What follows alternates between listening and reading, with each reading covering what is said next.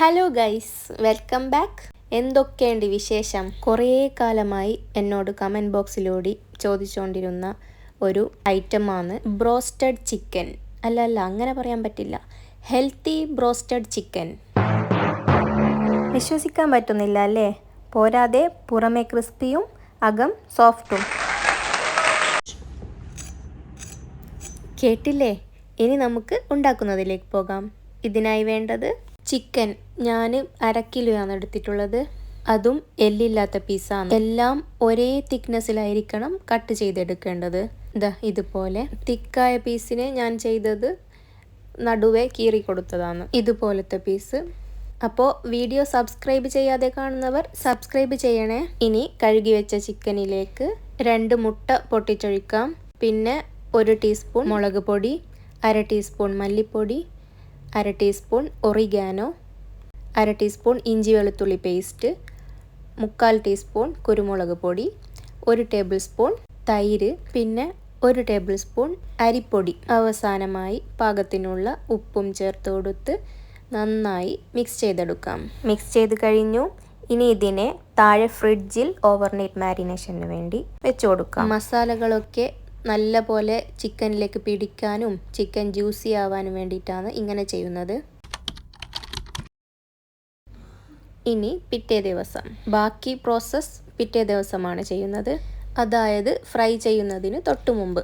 ഇനി കോട്ടിങ്ങിനായി നമുക്ക് ആദ്യം മിക്സിയുടെ ജാറിൽ ഒന്ന് ക്രഷ് ചെയ്തെടുക്കാൻ വേണ്ടി 1 കപ്പിൻ്റെ 3/4 ഭാഗത്തോളം അരിപ്പൊടിയും ബാക്കി 1/4 ഭാഗം ഓട്സും, അതായത് ടേബിൾ സ്പൂൺ അളവിലാണെങ്കിൽ ഒരു 5 ടേബിൾ സ്പൂൺ എല്ലാം കൂടി മിക്സ് ചെയ്തെടുക്കാൻ വേണ്ടി മിക്സിയുടെ ജാറിലേക്ക് ഇട്ട് കൊടുത്ത് ജസ്റ്റ് ഒന്ന് ക്രഷ് ചെയ്തെടുക്കാം. ഞാനിവിടെ ഹോൾ ഓട്സ് ആണ് എടുത്തിട്ടുള്ളത്. ഓ നോ, ജാർ ചെറുതായതിനാൽ പൊടി ബാക്കിയായി. സാരമില്ല, നമുക്ക് പരിഹാരം ഉണ്ടാക്കാം. ഇതിനെ നമുക്ക് ക്രഷ് ചെയ്തെടുക്കാം.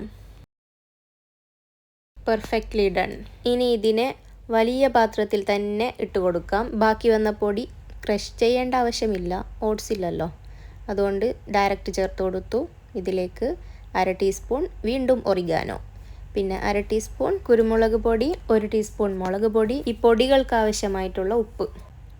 ചിക്കനിലേക്ക് ആവശ്യമായ ഉപ്പ് നേരത്തെ തന്നെ ചേർത്തിട്ടുണ്ട്, അതുകൊണ്ടാണ് ഈ പൊടിക്ക് മാത്രമായിട്ടുള്ള ഉപ്പ് ചേർക്കാൻ വേണ്ടി പറഞ്ഞത്. പിന്നെ ഒറിഗാനോ ഇല്ലെന്ന് കരുതി ഉണ്ടാക്കാതിരിക്കേണ്ട, തികച്ചും ഓപ്ഷണലാണ്. പിന്നെ മുളക് പൊടി, കുരുമുളക് പൊടിയൊക്കെ നിങ്ങൾക്ക് കൂട്ടിയും കുറച്ചും നിങ്ങളുടെ ഇഷ്ടമനുസരിച്ച് ആഡ് ചെയ്ത് കൊടുക്കാം. ഓക്കെ, ഇനി ഇതിനെ നമുക്ക് നന്നായി മിക്സ് ചെയ്തെടുക്കാം.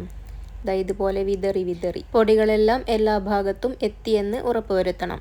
ഇനി നമുക്ക് നമ്മുടെ മാരിനേറ്റ് ചെയ്ത ചിക്കൻ ഇതിലേക്ക് ഓരോന്നായി ഇട്ട് കൊടുത്ത് ഞെരടിയെടുക്കണം. ഇതുപോലെ ഞാൻ കാണിച്ചു തരുന്നത് പോലെ. ഈ ഞെരടലിലാണ് ഇതിൻ്റെ പുറം ഭാഗത്തുള്ള ക്രിസ്പി ടെക്സ്ചർ ഉണ്ടാകുന്നത്.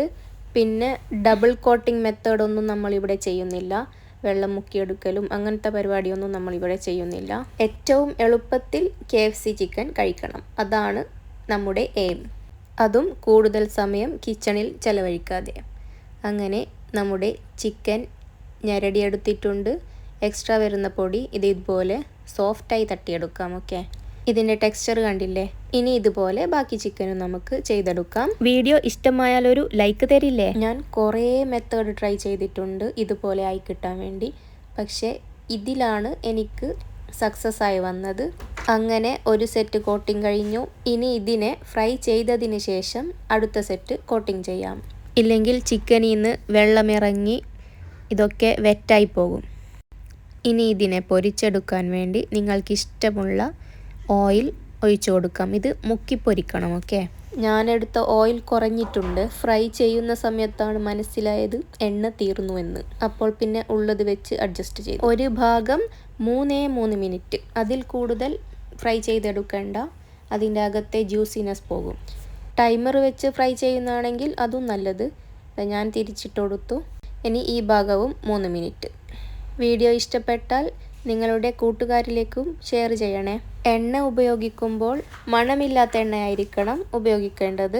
പിന്നെ മാക്സിമം ചെറിയ പാത്രത്തിലാണെങ്കിൽ നമുക്ക് എണ്ണ ഉപയോഗിക്കുന്നത് കുറയ്ക്കുകയും ചെയ്യാം. മുക്കിപ്പൊരിച്ചില്ലെങ്കിൽ അടിഭാഗത്ത്, അതായത് പാത്രത്തിലേക്ക് തട്ടുന്ന ചിക്കൻ്റെ ഭാഗത്തെ ക്രിസ്പിനെസ് നഷ്ടമായി പോകും. അതുകൊണ്ടാണ് എണ്ണയിൽ മാക്സിമം ഡീപ്പ് ഫ്രൈ ചെയ്യാൻ വേണ്ടി പറഞ്ഞത്. പിന്നെ ചിക്കൻ എണ്ണയിലേക്ക് ഇടുന്ന സമയത്ത് അതിൻ്റെ മേൽഭാഗത്തുള്ള പൊടികൾ തട്ടി വേണം ഇട്ട് കൊടുക്കാൻ, ഇല്ലെങ്കിൽ ബാക്കി വന്ന പൊടിയും വീണ് ഓയിലിൻ്റെ കളർ പെട്ടെന്ന് കറുത്തു പോകും. അങ്ങനെ ആദ്യത്തെ ചിക്കൻ ഫ്രൈ ചെയ്ത് കഴിഞ്ഞ് എല്ലാം കൂടി ഒരുമിച്ചിട്ട് ഫ്രൈ ചെയ്തെടുക്കാം. ഇട്ട് കൊടുക്കുമ്പോൾ ചിക്കൻ പരസ്പരം ടച്ചാകാതെ ശ്രദ്ധിച്ചാൽ മതി. അങ്ങനെ ചിക്കൻ ഫ്രൈ ചെയ്ത് കഴിഞ്ഞു. ഇനി ഇതിൻ്റെ ക്രിസ്പിനെസ്സും ജ്യൂസിനെസ്സും എത്രത്തോളം ഉണ്ടെന്ന് ഞാൻ കാണിച്ചു തരാം. ഇതിൻ്റെ പുറം ഭാഗം കണ്ടില്ലേ, ഇതിൻ്റെ ടെക്സ്ചർ. ഇനി ക്രിസ്പിനെസ് കേട്ടോളൂ. ചിക്കൻ ഡിപ്പ് ചെയ്യാൻ വേണ്ടി ഞാൻ ഉണ്ടാക്കിയത് ഓയിലും പച്ചമുട്ടയും ചേർക്കാതെയുള്ള പെരി പെരി സോസാണ്. ഇത് അത്യാവശ്യം എരിവുള്ളതാണ്. എരിവ് ഇഷ്ടമുള്ളവർക്ക് ഇത് നന്നായി ഇഷ്ടപ്പെടും.